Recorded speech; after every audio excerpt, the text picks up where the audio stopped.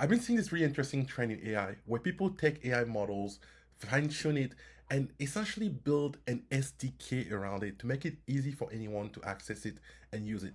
Think about it like an API for AI models. And I've been seeing these trends of AI, and I've been seeing this trend of AI SDK all over the web. And this is only getting better and better. Of course, there were tools like Kaggle that allow you to get access to database and models, but not necessarily directly use those models right from your browser. But then you had Hugging Faces that suddenly allow people to upload their model and allow people to use them directly from the browser. You might even use the latest model, Janus Pro, which is an image model that they've recently created. And tools like these have made it a lot easier to integrate with AI. Some of my favorite, and I've made a video about it, are Sleeve, that is a tool that you can use for videos. You also have Replicate, which is really great for different image models. You also have Fall.ai that give you access to even more models and allow you to scale easily by using those models.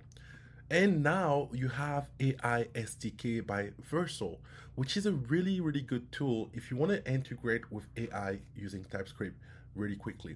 So for someone like me that build all my app using Node.js and JavaScript and TypeScript, that's super exciting because now it allows me to integrate a lot faster than I used to. And this SDK come with a lot of very helpful resources. As you can see, it provides you a unified provider. So instead of having to write or get familiar with the code from all of those tools, from ChatGPT, from Cloud, from Hugging Faces, and you name it, all I need to know is knowing how AI SDK does it, and right away I'm set up to implement AI into my application. So that obviously has some benefit because you only have one single source of truth for learning how to use those AI, and implementing that into your code is a lot much faster.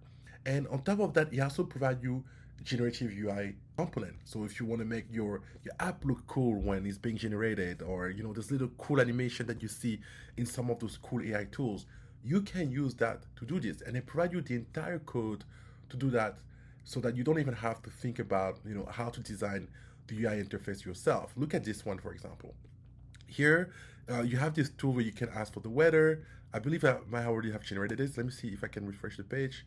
Interesting. So I generated that earlier, but it won't let me recreate it from scratch. But it had a little button that I could just click, and it will just trigger this little pop-up here to appear. And these kind of features are really cool to use in your application because they make your application more exciting, kind of like AI-like, if you liked. And these tools also come with a cookbook, so where you get access to different things that you would need to implement your application. If you wanted to implement generative text, it will give you the code for it right here. If you wanted to implement, for example, structure API or stuff like caching, then we will provide you the tool and resources you can use for that. So let's take a look at the structure data. So if I wanted to do stream for an object, it will provide me the code on how to do that. This is when you see the code being generated right as as it's being generated, and you're seeing that all live. This is what something like ChatGPT is using, or Cloud, or any of those other AI tools when you see the code being generated live. And you have access to all of these resources, and since it's using a unified API, you only have to learn how to use this one. Look at how, for example, you're calling the model. You call the model, then you pass OpenAI, specify the specific model, and everything else behind the scene is pretty much similar, right? In OpenAI, will pass the prompt, and you'll send the prompt. And if you wanted to change that, you have to change the model and follow the specificity of the SDK in order to do that. And not only that, this SDK comes with a really cool resource called Playground, which I mentioned in one of my videos. If you haven't watched it yet, make sure to check this one after this video.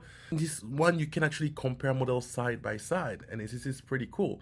So it comes with all of these resources, including a showcase where you can see projects that were built using this tool. To install it, all you have to do is npm install.ai and follow the instruction. Even for non-technical people, it shouldn't be too hard to follow, but this is the best part.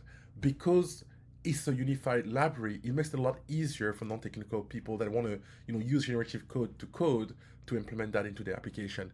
And that's why I absolutely love this thing. So they're making it a lot easier for you to implement AI into your application. So this is a tool that I recommend you guys to use.